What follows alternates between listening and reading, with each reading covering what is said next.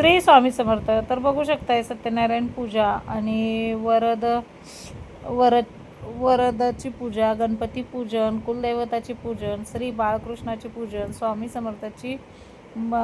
समर्थांची पूजा, परत फोटोची आणि जी आपल्याकडे मूर्ती आहे त्याची पण, आणि कुंचन सेवा पण, एवढं सगळं एकाच ह्याच्यात केलं. तुम्ही आधीच्या व्हिडिओमध्ये पण बघितलं. कारण गुरुपौर्णिमा होती, खूप छान असा दिवस होता आणि हे सगळं धूप बीप लावलेलं आहे आणि रांगोळी बघू शकताय पोटाच्या ह्याच्याने काढलेली आहे रांगोळी. मला जमती का नाही असं वाटत होतं, पण परफेक्ट जमली एकदम. आणि नंतर दिवा वगैरे लावला, आधी दीप प्रज्वलित केलं आणि मग ही सगळी पूजेची मांडणी केली. ही मांडणी करायला काय थोडा वेळ लागत नाही, बराच वेळ लागतो. आणि मग सकाळची देवपूजा वगैरे झालेली आहे बघू शकता. लेकीनी इथं देवपूजा वगैरे केली. आज देवांना सगळ्या छोट्या छोट्या माळी आणल्या होत्या. खूप दिवसाची इच्छा होती. आधी होत्या माळी, त्या तुटल्या सगळ्या. आणि मग खूप दिवस झालं देवांना माळी आणल्या नव्हत्या, माळी आणल्या होत्या. आई तुळजापूरच्या अंबाबाईला इतकी छान दिसत होती माळ. विठ्ठल रुक्मिणीला दोघांमध्ये एकच माळ घातली. तुम्हाला हे लांबून काढल्यामुळं दिसत नाही आहे, कारण खाली पूजा मांडली होती तर हे दिसलं नाही. याच्या पुढचे जे आपले नंतरचे जे व्हिडिओ येतील त्याच्यामध्ये तुम्हाला दिसतीलच की मी माळा आणल्या होत्या. आणि बरंचसं बाहेरचं काम पण होतं. मग काय, दवाखान्यात साहेबांना नेऊन आणल्यानंतर हे सगळी पूजा वगैरे आटपली आणि ही अशी सुंदर छान पूजा केली. हे काय मला एकटीला जमत नाही, मुलं हाताखाली असतात म्हणून मुलांच्या ह्याच्यामुळं होऊन जातं पटापटा कामं. कारण मुलांच्या ह्याच्यावर भरपूर डिपेंड राहते मी, कारण भरपूर कामं मुलं माझी करते. म्हणून तर म्हणते माझे मुलं सर्व गुण संपन्न आहे. आणि तसंच नवऱ्याची पण असते हातभार मला सगळ्या कामामध्ये. पण आज ते आजारी होते म्हणून बरंचसं त्यांनी आराम करून घेतला. आणि आज तरी पण त्यातनं चाललंच होतं लुडबुड, हे काय केलं, ते काय करायचं का, हे काय करायचं, असं चाललंच होतं.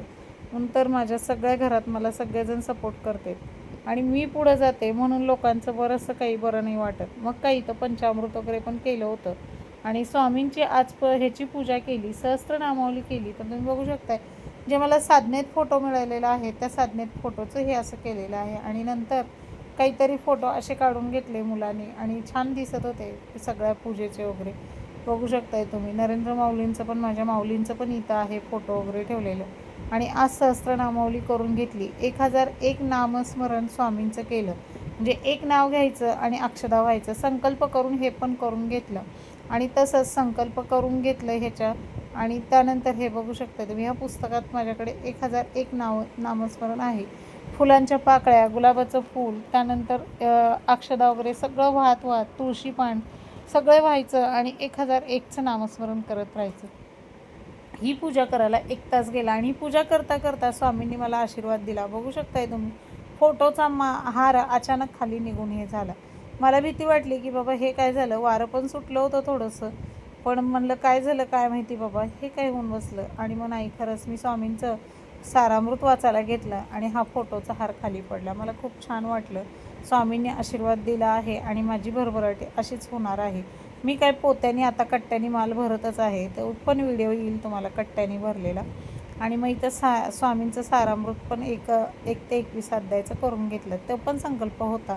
आणि जे मी 1001चे नावं हे केले ते इथं बुक बायडिंग केलेल्या पुस्तकमध्ये आहे. आणि मग पंचामृत वगैरे केलं. पंचामृतमध्ये केळ मिक्स नाही केलं आज, केळ मिक्स करायचं विसरले. आणि नंतर मग त्याच्यामध्ये